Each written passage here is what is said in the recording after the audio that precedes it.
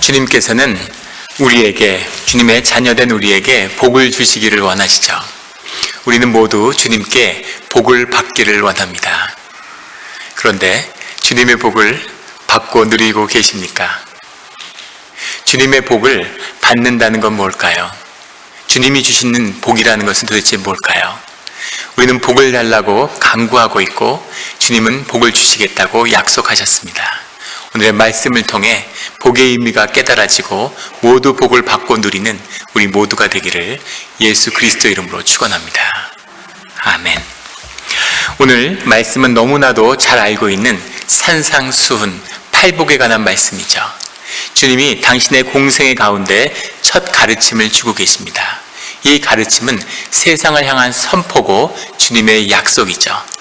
모세가 시내산에서 하나님의 말씀을 듣고 내려와서 그 말씀이 이스라엘 민족의 길을 열었던 것처럼 주님이 이 산 위에서 팔복의 말씀과 이 산상수훈을 통해서 주님의 말씀이 그 우리 가운데 역사하는 것, 이것이 새로운 주님의 시대가, 교회의 시대가 열렸음을 세상에 알리며 역사가 시작되는 그 순간입니다. 우리가 팔복이라고 얘기하는 주님이 주시는 복의 말씀입니다. 오늘 본문 가운데 예수께서 무리를 보시고 산에 올라가 앉으시니 제자들이 나아온지라 입을 열어 가르쳐 이르시되, 주님의 가르침의 첫 시작은 오늘 3절의 말씀에 나오는 심령이 가난한 자는 복이 있나니 천국이 그들의 것입니다. 이렇게 말씀하시는 거죠. 심령이 가난한 자는 복이 있나니, 이 말씀은 조건문이 아닙니다. 심령이 가난하면 복이 있다가 아니라 심령이 가난한 자들이 있는데 그들은 복을 받았다라는 말씀이신 거죠. 이것은 명령문이 아닙니다. 심령이 가난해야 된다 이런 뜻도 아니죠. 그리고 그들이 천국이 그들의 것이며 라고 말씀하시는데, 이 천국이 그들의 것임이라 라고 하는 말은 수동태로 되어 있어요. 천국이 그들의 것이 되어졌다 이런 뜻이죠. 이것을 히브리 문법으로는 디바인 패시브라고 얘기합니다. 디바인 패시브라는 건 무슨 얘기냐면, 하나님이 하셨는데 유대인들은 하나님이 하셨다 이렇게 말도 하지 못하는 거죠. 하나님이라는 그 이름을 너무 귀하게 여겨서 위대한 네 글자, 지극히 높으신 분, 만유 위에 계신 분 이렇게 이야기하죠. 그래서 하나님이 하셨다 이렇게 감히 말을 못하고 하나님이란 말을 빼고서 이 일들이 이렇게 되어졌다 이렇게 이야기하는 거죠. 그것은 하나님이 하셨다는 그 이야기의 다른 표현입니다. 하나님이 통해서 하나님 안에서 이렇게 이루어지는 역사가 있었다 이렇게 이야기하는 거죠. 하나님이 천국을 그들의 것으로 만들어 주셨고 하나님이 그들에게 위로를 주셨다 이런 이야기입니다. 그런데 오늘의 팔복 가운데 5절과 8절의 말씀, 땅을 기업으로 받을 것이며 그들이 하나님을 볼 것입니다. 이 두 문장만 디바인 패시브가 아닌 문장으로 되어 있어요. 이것은 무슨 의미가 있는 것이냐면, 땅을 기업으로 받는 것과 하나님을 보는 것, 그것은 하나님이 주어주시는 것 이상의 우리가 그렇게 되어지는 것, 우리가 반드시 그렇게 성취하는 것, 그 뜻이 강조적으로 들어있는 거죠. 하나님이 이 8가지의 복을 통해서 우리에게 주시는 복의 참된 뜻은 무엇일까요? 이것이 천국 백성에게 주어지는 복된 삶의 의미입니다. 사실은 그 이상이죠. 심령이 가난한 자, 심령이 가난한 자라고 되어 있고 누가복음에는 그냥 가난한 자라고 되어 있습니다. 근데 둘 다 같은 뜻이죠. 심령이 가난하다, 우리가 가난하다 그러면은 꺼리는 것이 있죠. 세상에 하도 속아서 가난한 건 돈이 없으면 가난한 줄 알아요. 돈이 없는 자가 가난한 자가 아니라 그 심령이 가난하다는 것은 내가 가진 것이 없는 겁니다. 그 마음이 텅 빈 자죠. 마음이 꽉 차 있는 것이 아니라 마음이 비어 있는 거예요. 돈이 아무리 많아도 심령이 가난한 사람이 있습니다. 그런데 가진 것이 아무것도 없어도 그래도 욕심이 디글디글한 사람이 안에 있죠. 어떻게 하든 돈을 벌려고 하는 사람.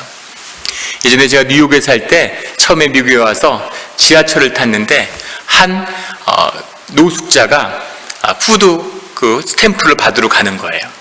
그런데 큰 신문지 뭉치를 자기 몸만한 걸로 문 2개를 딱 막고서 그 다음에 자기 짐을 다 그 안에 집어넣는 겁니다. 왜 이렇게 가진 게 많은지 그 문이 한 15분 동안 못 닫히는 거예요. 그러니까 막 영무원들이 뛰어오고, 근데 그 기차에 그 사람이 딱 타니까 거긴 탄 사람들이 바쁜 러시아어인데 다 내리더라고요. 근데 저희는 또 동방예의지국에서 왔잖아요. 냄새가 엄청 나는데 바로 못 내리고 한 2정거장 가서 내리거나 다른 칸으로 가야지 눈앞에선 바로 못 내리는 거죠. 그래서 칸에 그 노숙자분하고 저하고 딱 2명만 앉았어요. 하도 짐이 많아서 웬 짐이 이렇게 많으냐고 물어봤습니다. 근데 이게 자기가 다 모아놓은 폐지인데 이거를 누가 가져가면 안 되기 때문에 자기가 이걸 다 가져가야 된다는 거예요. 그래서 제가 물어봤습니다. 아니 어차피 네 것도 아니잖아, 이렇게 물어보니까 펄컥 화를 내더라고요. 이게 왜 내 게 아니냐고, 내가 아침부터 다니면서 다 모은 건데 이게 왜 내 게 아니냐고 막 화를 내는 거예요. 다 자기 건 거죠. 자기가 가져왔으니까. 마음이 가득 차 있는 겁니다. 심령이 가득한 자는, 심령이 가난한 자는 마음이 비어있는 자인 거죠. 아무것도 지킬 것이 없는, 내가 내 것이라고 주장할 것이 없는 것, 그런 자는 복이 있다는 겁니다. 그들은 천국이 그들의 것이다. 마음이 가난해야 되는 거죠. 마음이 꽉 차 있는 사람은 다른 사람을 품을 수 없습니다.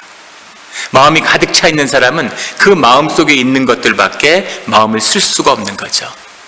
마음이 가득 차 있는 부인은 남편하고 같이 한 이불에서 자도 같이 애를 키우면서 평생을 살았는데 남편의 외로움을, 중년의 남편의 어려움을 전혀 느끼지 못하는 겁니다.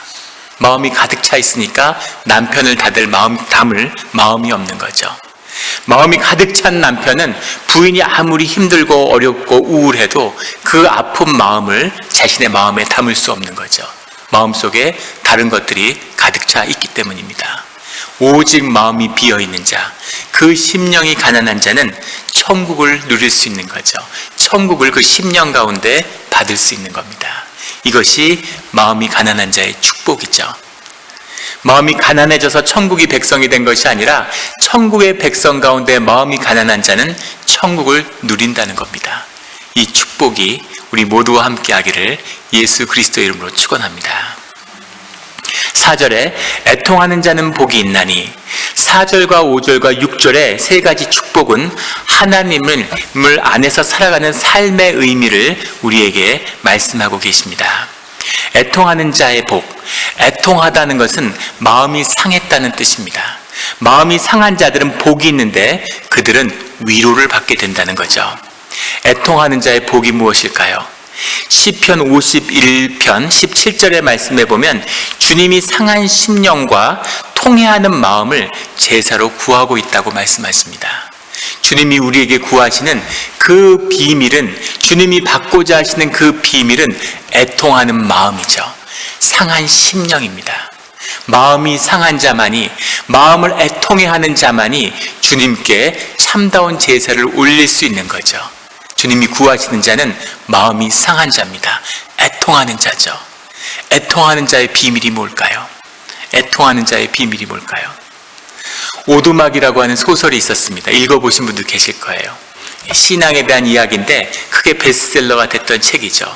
그 책에 어떤 이야기가 나오냐면 맥이라고 하는 주인공이 있습니다. 그 주인공의 딸이 납치를 당하게 되죠. 납치범이 연쇄살인범인데 자기의 사랑하는 딸을 한 오두막에서 잔인하게 살해하죠. 맥은 신실한 크리스찬이고 주님의 사람이었는데 그 일로 인해서 너무나 상심하고 너무나 깊은 상처를 받게 됩니다.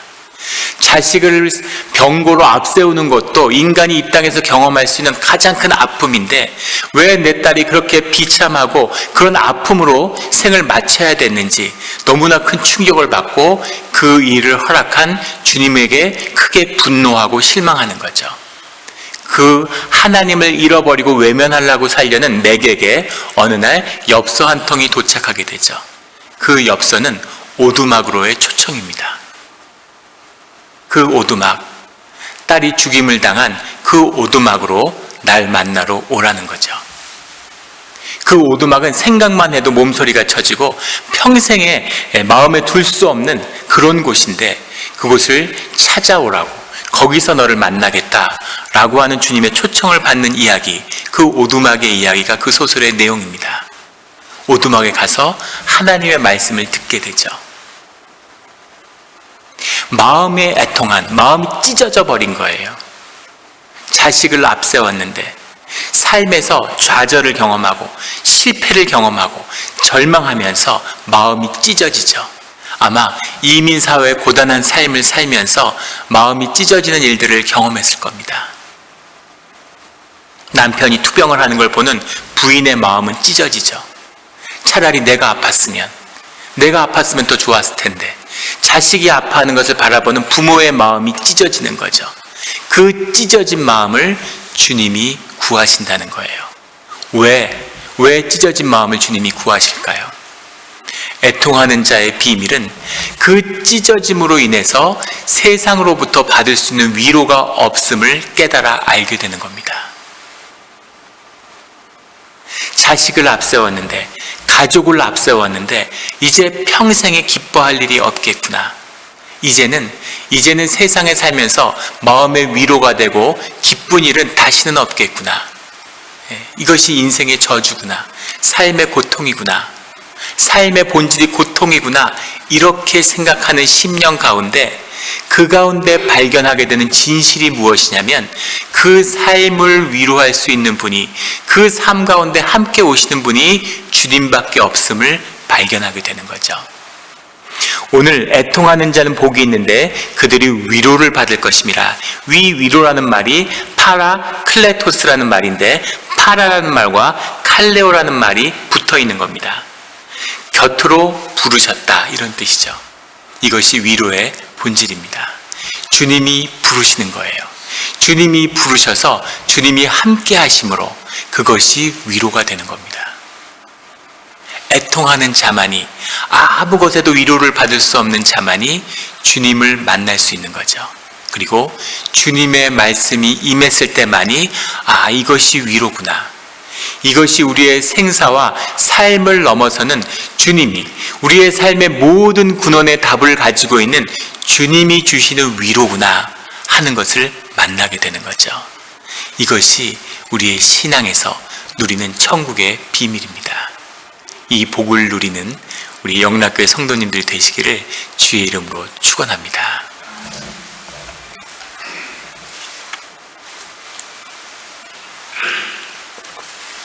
5절에 온유한 자는 복이 있나니 그들이 땅을 기업으로 받을 것이며, 온유한 자는 반드시 복이 있는데 그들은 땅을 얻게 된다는 겁니다. 온유한 자의 비밀이 무엇일까요? 온유한 자라고 하는 것은 마태복음 11장 29절에 가면 주님이 당신을 뭐라고 말씀하시냐면은, 나는 마음이 온유하고 겸손하니 나의 멍에를 메고 내게 배우라, 이렇게 말씀하시죠. 마태복음 11장 29절의 말씀인데, 주님이 당신의 마음이 온유하고 겸손하다, 이렇게 이야기합니다. 온유와 겸손은 한 가지 뜻이죠. 주님의 성품이고 예수 그리스도에 대한 표상입니다. 온유하다는 것은 자신 안에 나를 내세우고 나를 주장할 것이 없다는 얘기죠. 겸손하다는 내가 주님 앞에서 낮아지고 내 자신을 내세울 것이 아무것도 없는 것, 이것이 온유함입니다. 마음이 가난한 자와 통하는 이야기죠. 마음이 비어있고 내가 내 것이라고 주장하는 것이 아무것도 없는 자들, 이것이 겸손한 자고 이것이 온유한 자이며 이것이 주의 자녀들의 품성인 거죠. 예수 그리스도의 모습이기도 합니다. 그런데 이 온유함의 반대가 되는 것이 교만이죠. 내가 가진 것이 있고 내가 자랑할 것이 있고 내가 나라고 주장할 것이 있는 것, 이것이 교만입니다. 교만이라고 하는 것은 우리의 에고에서 나오는 거죠. 내 육신이 나고 내가 나의 주인이고 내가 다른 사람과 구별된 독립적인 개체라는 그 거짓된 가정과 생각이 우리 에고의 중심입니다. 에고를 가진 자는 교만해지는 거죠. 남하고 늘 비교하는 거예요.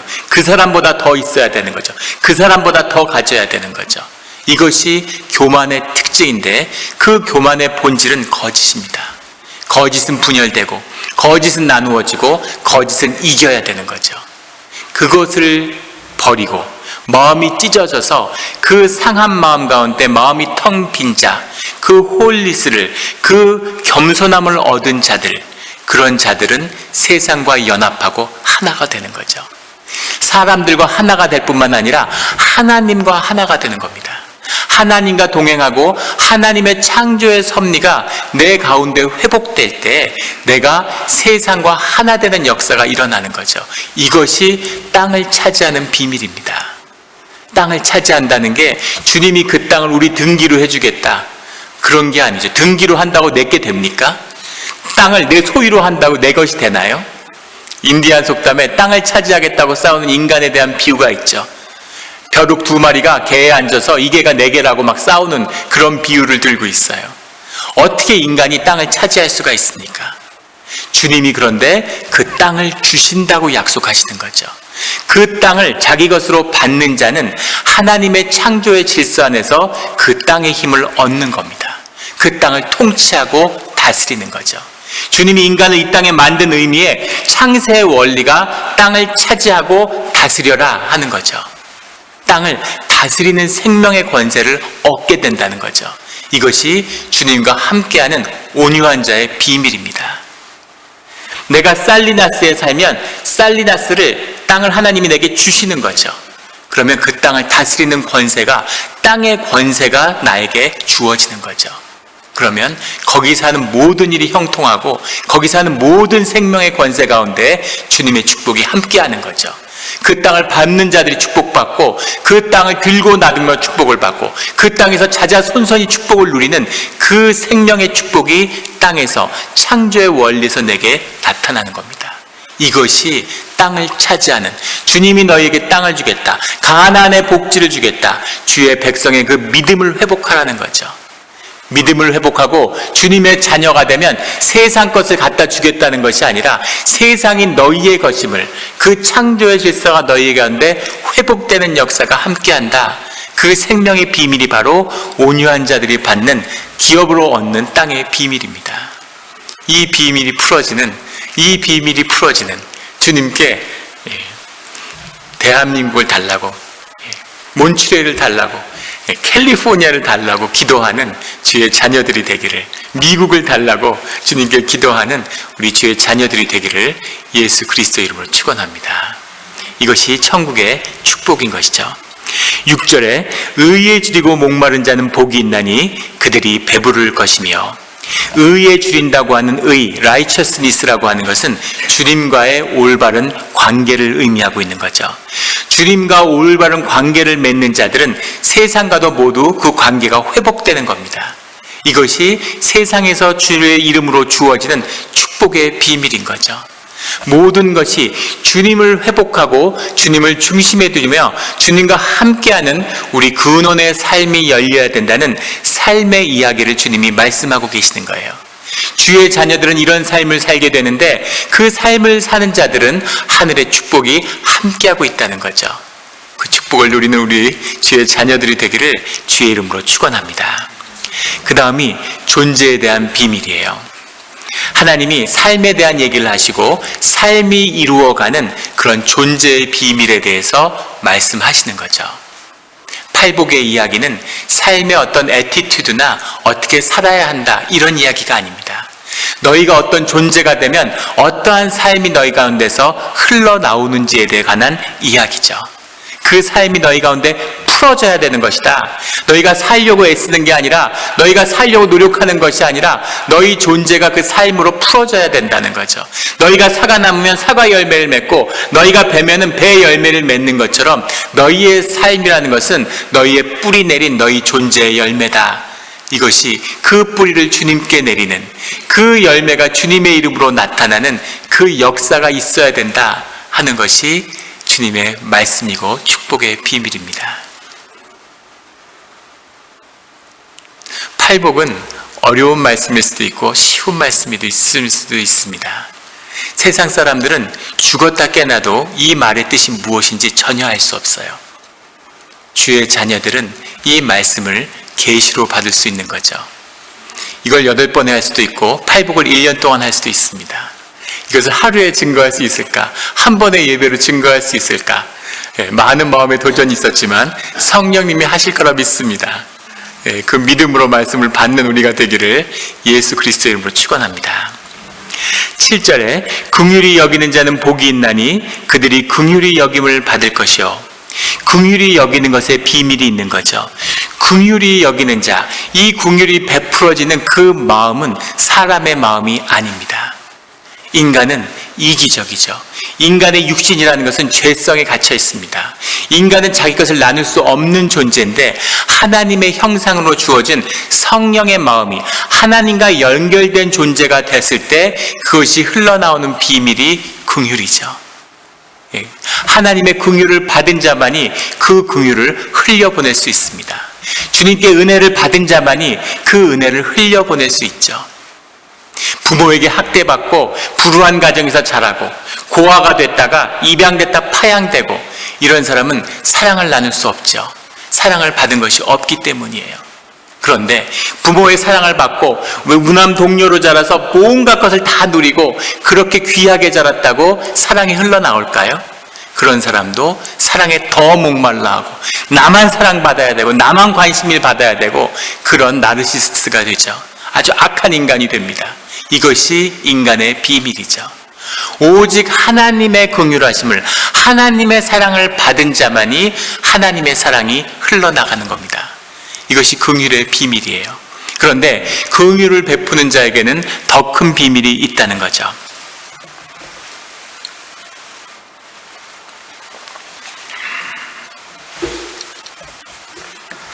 도스토옙스키, 러시아의 대문호였던 도스토옙스키가 쓴 카라마조프의 형제들이라는 책이 있습니다.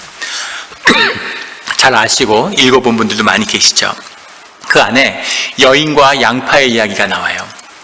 한 여인이 죽어서 하늘나라에 갔습니다. 근데 이 여인이 이기적으로 살고 악하게 살아온 거죠. 그래서 지옥행을 명령받았습니다. 여인이 울부짖으면서 처참하게 호소하는 거예요. 저는 정말 천국 지옥이 있는 걸 몰랐습니다. 제가 알았다면 이렇게 살지 않았을 텐데 저는 복음을 들어본 적이 없습니다. 저는 교회를 몰랐습니다. 울부짖으면서 불쌍히 여겨달라고 처참히 울부짖는 거죠. 그렇게 지옥에 내려가는 것을 본 천사가 마음이 아픈 거예요. 그래서 주님께 이 여인이 악하게만 산 것은 아니고 이기적으로만 산 건 아니고 이 일생 가운데 남을 도와준 일이 있었습니다. 길에서 헐벗고 굶주리고 있는 거지한테 양파 하나를 준 적이 있습니다. 이렇게 얘기하더라는 거죠. 그러니까 주님이 그 선한 마음으로 양파 하나를 가난한 자에게 줬느냐? 그러면 네가 그 양파를 들고 그 양파를 붙잡고 지옥에서 건져 올려라. 이렇게 이야기해 준 거죠. 천사가 그 소식을 전하고 그 여인이 주었던 양파를 가져다가 그 여인에게 손을 내미는 겁니다. 그러니까 그 여인이 지옥불 속에서 양파를 붙들고 거기서 나오려고 발버둥 치는 거죠.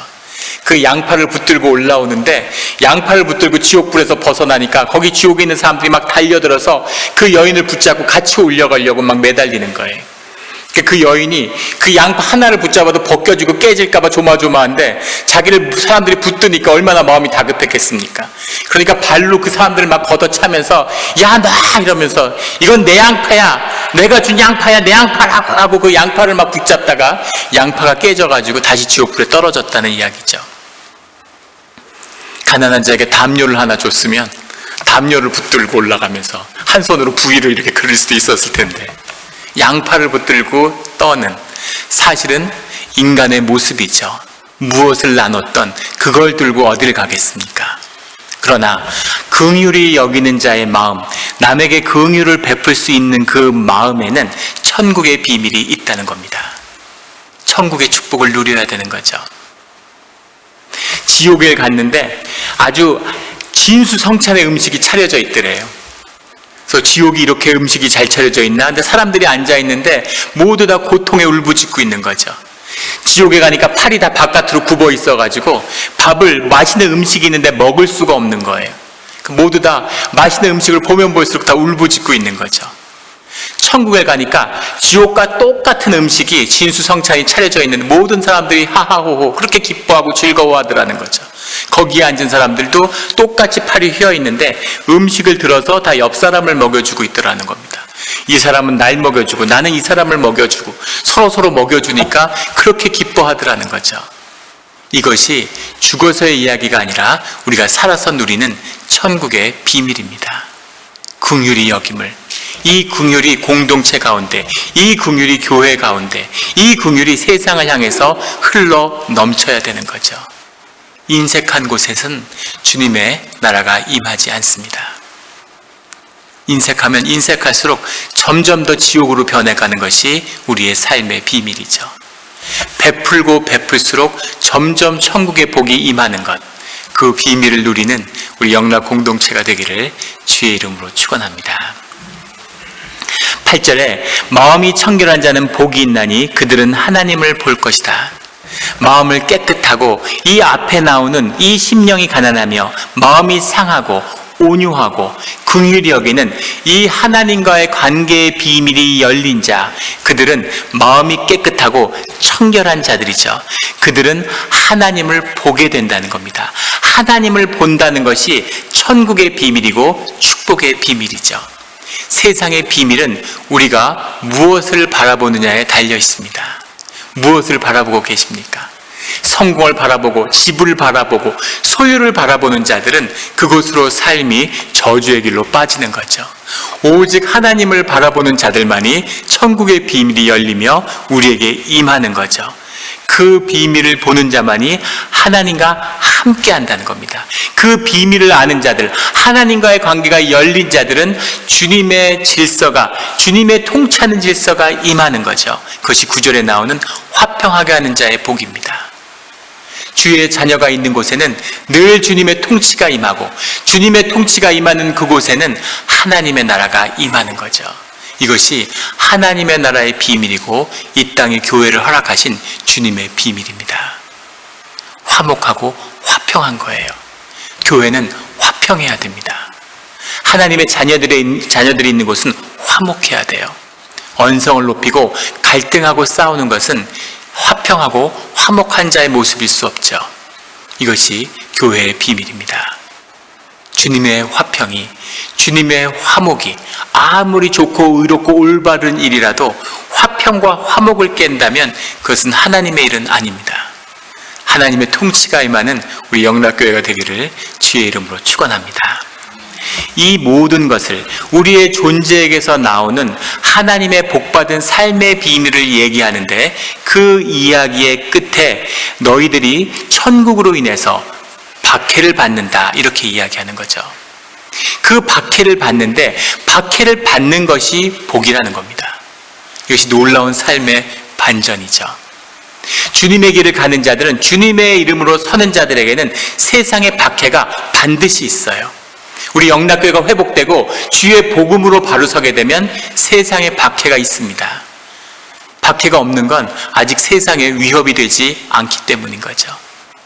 이 복음이 하나님의 통치의 질서가 임하면 절대 마귀가 용서치 않는 거죠. 세상의 거짓이 모든 것을 거짓으로 덮을 수 있고 모든 것을 거짓으로 품을 수 있지만 절대로 할 수 없는 것이 있는데 그것이 바로 진실이죠. 거짓은 진실을 품을 수 없습니다. 왜냐하면 거짓이 깨져버리기 때문이죠. 애고의 사람은, 거짓의 사람은 얼마든지 그런 위선으로, 거짓된 그런 것으로 사람들을 잘 품고 사람들에게 잘해줄 수 있죠. 자기의 의의를 높일 수 있으니까. 그런데 애고의 사람이 절대 품을 수 없는 사람이 있는데 그것이 바로 기쁨의 사람입니다. 기쁨을 절대 품지 못해요, 애고의 사람은. 왜냐하면 애고라는 것은 생명을 속이는 거짓주의에 서 있기 때문입니다. 생명의 비밀이 기쁨인데 거짓된 사람이 어떻게 기쁨을 누릴 수 있겠어요? 근데 슬픈 건 뭐냐면 그 거짓의 애고가 추구하는 것이 사실은 기쁨이라는 거죠. 기뻐지고 싶은데, 내 기쁨을 얻고 싶은데, 그런데 그 기쁨을 얻을 수 없기 때문에 거짓된 기쁨, 자신의 생명을 속이는 기쁨을 얻는 거죠. 인간 안에는 몰핀보다 800배나 센 마약이 나오죠. 도파민이라고 하는. 그것을 맛보고 그것을 알기 때문에 인간이 마약에 빠지는 겁니다. 그런데 그 생명과 끊어져 있기 때문에 그 마약을 밖에서 가져다가 먹는 거죠. 열흘 안에 3번만 먹으면 평생 끊을 수 없는, 모든 인생을 파괴해버리는 그 기쁨을 밖에서 얻는 겁니다. 그 기쁨과 자기 생명을 맞바꾸는 거죠. 이것이 세상의 거짓입니다. 에고의 사람은 기쁨을 가진 자, 생명을 가진 자를 보기만 해도 화가 나고 열이 받는 거죠. 내가 가질 수 없는 걸 가진 자. 그래서 생명의 사람들, 하나님의 사람들은 세상의 핍박을 받을 수밖에 없습니다. 세상에 핍박이 오지만 그 핍박의 비밀은 주님의 나라가, 주님이 나와 함께하고 있다고 하는 그 천국의 비밀이 우리와 함께한다는 증거라는 거죠. 이것이 인생의 반전의 비밀입니다. 삶 가운데 눈에 보이게 좋지 않은 일, 나쁜 일, 바보 같은 일, 지는 일들을 수도 없이 해왔죠. 하지만 그 모든 것의 반전은 그것이 결국은 주님의 축복의 문이 열리며 주님의 축복이 함께하는 비밀이었다는 겁니다. 우리가 새벽에 사무엘 하를 말씀을 나눴죠. 다윗의 인생을 나누고 있습니다. 다윗이 실수도 많이 하고 많은 어려움이 있고 무너질 때도 있죠. 하지만 다윗이 무슨 선택을 하든 늘 주님의 선택을 결국은 한다는 거죠. 그리고 인생이 무너질 것 같고 맨발로 살기 위해서 자식에게 쫓겨서 성벽을 울면서 도망가는 모습도 결국엔 더 큰 축복으로 바뀌는 하나님의 역사들을 보았습니다. 이것이 오늘 우리의 삶의 비밀이 되어야 되는 거죠. 세상 사람들은 왜 저런 선택을 할까? 왜 저런 어리석은 일을 할까? 내가 세금을 속이면 돈을 더 벌 수 있는데, 세금을 정직하게 내면 바보인데, 그 바보 같은 일을 주님의 이름으로 하기 때문에 주님이 부어주시는 축복을 누리는 거죠. 이런 것이 주님이 주시는 반전의 비밀입니다. 이 비밀이 풀리는, 이 축복을 누리는 우리 모두가 되기를 주의 이름으로 축원합니다. 그 박해를 받고 그 하나님의 축복의 문, 천국을 얻는 자들, 그들에게 그들의 존재에 가장 깊은 비밀이 있는데 그것이 12절에 나오는 기뻐하고 즐거워하라 라는 이 말씀입니다. 주님이 우리에게 말씀하시는데 기뻐하라 이렇게 말씀하시죠. 이것은 명령입니다. 너희들은 기뻐해야 된다. 이 기뻐하라는 말씀의 비밀이 풀리지가 않아서, 천국의 비밀이 풀리지가 않아서 이 거짓된 종교로서의 기독교의 교인들이 뭔가 강박적으로 기뻐해야 된다고 생각하는 거죠. 마음이 찢어질 만한 애통한 일이 있었는데 애통함을 애통해야 하는 것이 아니라 다 기쁘다고, 다 은혜라고, 괜찮다고 이러고 아무 데서 없는 동안 혼자만 아파하고 아프면 지는 거야 뭐 이런 식으로. 그런데 이 기뻐하는 것이 기쁨의 무슨 애티튜드도 아니고 조건도 아니고 기쁨의 비밀이 무엇이냐면 기쁨이 생명이라는 거죠. 이것이 주님이 우리에게 허락하신 복음의 비밀입니다. 이것을 알아야 된다는 거죠. 생명이 회복된다는 것은 기쁨이 회복돼야 된다는 얘기예요. 내가 누구냐라고 하는 주님 앞에서의 질문의 비밀은 내가 무엇을 기뻐하느냐 하는 겁니다. 내가 나로 살아야 되는데 내가 나로 산다는 비밀이 뭐냐? 내가 기뻐하는 일을 위해 산다는 이야기죠. 내 기쁨의 원천이 뭐냐? 내가 돈을 어디다 쓰고 있는지 한번 살펴보십시오. 내 기쁨이 어디서 오는지, 그것이 내가 누구인지를 이야기하는 거죠. 그 기쁨의 비밀이 바로 복음의 비밀이라는 겁니다. 마태복음 28장 2절에 보면 이런 말씀이 나와요. 예수님이 부활한 뒤에 그 여자들이, 십자가에서 주님의 죽음을 보았던 그 증인된 여자들이 무서움과 큰 기쁨으로 빨리 그 무덤을 떠나, 이런 말씀이 나오죠. 무서움과 큰 기쁨, 무서움과 큰 기쁨, 말이 됩니까? 어떻게 사람이 무서운데 기쁠 수가 있을까요? 두려운데 기쁠 수가 있을까요? 두려운데 큰 기쁨이 그들 가운데 함께하고 있다는 거죠. 마태복음 25장 21절에 가면 내 주인의 즐거움에 참여할지어다, 이런 말씀이 나오죠. 너희가 주님의 종이 된다는 것은, 너희가 주의 자녀가 된다는 것은 너희의 아버지의, 너희의 주인의 기쁨에 너희가 함께하는 것이다. 이렇게 성경은 증거하고 있습니다. 기쁨을 함께 나누는 것, 이것이 비밀이라는 거죠. 요한복음 15장 11절에 가면 내 기쁨이 너희 안에 있어 너희 기쁨을 충만케 하려 함이라. 주님이 마지막에 제자들에게 하신 말씀입니다. 내 기쁨이 너희 안에 있어서 너희의 기쁨을 충만케 하려 함이라. 기쁨이 생명의 비밀인 거죠. 생명에 붙들려 있는 자, 생명의 근원에 닿아 있는 자, 주님의 생명을 살아가는 자는 기쁨이 넘치고, 기쁨이 능력이 되고, 기쁨이 복음이 되고, 기쁨이 삶의 내용이 된다는 것입니다. 이것이 기쁨의 비밀이고 생명의 비밀이에요. 초기 공동체가 초대교회가 모였을 때 사람들이 그 초대교회를 무엇을 보았겠습니까? 그들 안에 있는 기쁨이죠. 사자밥이 되고 박해를 받는 그들 가운데 무엇이 그들이 전하는 무슨 교리였겠습니까? 독트린이었겠습니까? 신학이었겠습니까? 그들의 삶이 연합하고 생명 안에 함께하는 기쁨이 있는 거예요. 교회 가운데 이 기쁨이 있어야 되는 겁니다. 이 기쁨이 생명의 증거고 이 기쁨이 복음이 되는 것, 이것이 주님의 역사고 하나님 나라의 비밀인 거죠. 기뻐해야지 기뻐지나요? 무슨 조건이 있어서 기뻐지나요? 좋아도 몇 번 계속되면은 누가 그런 말씀 하시더라고요. 집을 처음 샀는데 너무 좋아서 몇십 년 동안 돈을 벌어서 드디어 내 집이 생겼구나. 그리고 괜히 할 일도 없이 걸레를 빨아가지고 또 닦고 마루를 너무너무 좋아서 그랬는데 그 기쁨이 딱 3주 가더라고. 4주째부터는 내 집인데 뭐. 집이 있으니까 골치 아픈 일도 많고 고칠 것도 많고 돈도 많이 나가고 집이 애물단지가 되더라, 이런 이야기를 하더라고요. 그 기쁨이 지속할 수 없는 거죠. 그것이 세상의 조건이라면, 그것이 내 애티튜드라면 기쁨은 거짓이 되어버리는 거죠. 기쁨이 내 생명이기 때문에 내가 나로 살 때 하나님의 기쁨이 내 기쁨을 풍성케 한다는 겁니다. 이 비밀이 풀려져서 사는 게 너무 즐거운, 사는 게 복이 되는, 비즈니스를 하는 분이 그런 얘기를 하세요. 이 충만한 기쁨이 임해서 막 너무너무 기쁘더라는 거예요. 새벽에 일어나가지고 빨리 해가 뜨면 나가서 사업을 할 수 있을 텐데 이런 마음이 들더래요. 상상이 되십니까? 그 기쁨이 지배하는데 어떻게 하늘의 축복을 누릴 수 없겠어요? 이것이 생명의 비밀이고 기쁨의 비밀인 거죠. 이 기쁨을 가진 자들을 세상에서 무엇라고 얘기하냐면 사도행전 17장 6절에는 그 기쁨을 가진 자들 이렇게 얘기합니다. 천하를 어지럽게 하는 사람들, 이렇게 이야기하죠.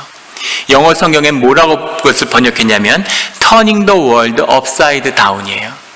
세상을 뒤집어 엎으려는 자들이라는 거죠. 이것이 기쁨을 가진, 복음을 가진 자들의 비밀입니다. 세상이 감당할 수 없는, 세상에서는 너희가 너희 삶을 내놔야, 너희 삶을 희생해야, 그래야 그 기쁨을 세상이 너희에게 준다. 너희 안에 기쁨이 없어. 세상에 기쁨이 있는데 그 기쁨을 네가 돈을 벌어야지, 돈을 가져와야지, 네 생명과 맞바꾼 것을 가져와야지, 네 생명을 가져와야 이 기쁨을 너희 것으로 주는 거야. 이렇게 이야기하는 거죠. 거기에 속아서 기쁨을 얻기 위해서 평생을 다 희생했는데, 내 것을 세상에 다 내어주고 종살이를 했는데 결국 기쁨도 없고 아무것도 아니구나, 삶은 허무한 거구나, 이런 고백이 세상의 증인으로 남아있는 거죠. 주님의 삶을 사는 자들, 천국의 백성된 자들의 비밀은 기쁨을 누리며 살아서 삶을 산 뒤에는 아무것도 아니었는데 나 같은 사람은 이렇게 기쁨 속에서 은혜로 이 삶을 다 선물로 주신 거구나, 감사하구나, 이런 기쁨을 내가 누릴 수 있었다니, 이것이 천국의 비밀인 거죠. 그 천국이 우리에게 임하는 겁니다. 그 비밀이 어떻게 우리에게 임할 수 있을까요? 이 존재의 비밀이 우리의 삶의 자리에 어떻게 풀릴 수 있을까요? 우리 교단의 영락교회 창립자시고 또 제가 개인적으로도 가장 존경하는 목사님이 한경직 목사님이죠. 제 사무실에는 컴퓨터 메인 화면에 한경직 목사님 사진이 있어요. 컴퓨터를 켤 때마다 보면서 계속 보면 좀 닮아질까 하고 그렇게 바라보고 있습니다. 한경직 목사님이 1960년대 한 설교 가운데 애통하는 자의 복이라고 하는 말씀이 있습니다. 그 말씀을 그대로 읽어드리겠습니다. 한 목사님 이렇게 말씀하시는데, 하나님의 말씀이시죠. 여러분, 조용히 귀를 기울여서 우리 사회의 울음소리를 들어본 적이 있습니까? 자녀를 잃은 부모들의 울음소리, 부모를 잃은 고아들의 울음소리, 남편을 잃은 아내들의 울음소리, 실업자의 울음소리, 고학생들의 울음소리, 악당의 유혹을 받아서 일생을 그르친 가련한 여성들의 울음소리, 이 울음소리를 듣고 같이 애통하는 자가 우리 사회에 얼마나 됩니까? 이 애통하는 울음소리가 문자 그대로 삼천리 강산에 사무치건만 이 울음소리를 듣고 같이 애통하는 참된 정치가, 참된 실업가, 참된 그리스도인들이 얼마나 됩니까? 우리 사회는 얼마나 눈물이 없는 사회입니까? 애통할 줄 모르는 사회가 아닙니까? 그러므로 복을 받지 못합니다. 남의 눈물을 내 눈물로 알고 남의 서름을 내 서름으로 알아서 같이 십자가를 질 줄 아는 민족만이 복을 받습니다. 남의 눈물을 내 눈물로 알고 남의 서름을 내 서름으로 알아서 같이 십자가를 질 줄 아는 민족만이 복을 받습니다. 우리 민족이 이 복을 받았습니다. 이 애통함의 비밀을, 이 애통하는 심령의 비밀이 열려서 같이 애통하며 주님과 함께 우는 자들, 그들에게 주님이 복을 주신 것이죠.